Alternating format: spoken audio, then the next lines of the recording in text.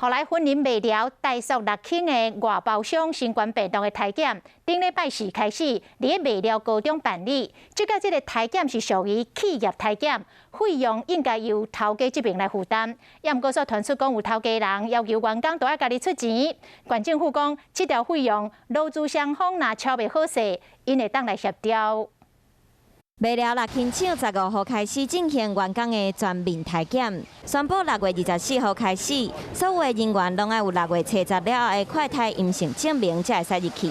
17号开始，婚姻官卫生局伫未了高中办6轻厂外包商的体检作业。体检的过程从一开始报道，咱采出团进团出。即摆体检属于企业体检。应该是企业主来负担体检的费用，不过说传出有业者要求员工自行负担1000块的体检费。有使要求，哪会到尾啊？费用是爱员工家己自行来负担啦。婚姻官罗清楚表示，若是头家要求员工去做体检，原则上费用应该是业者来负担。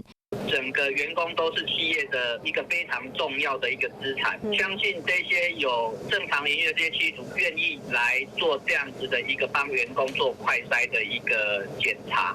民众若是有劳资双方费用负担的问题，嘛会使找官府来协调处理。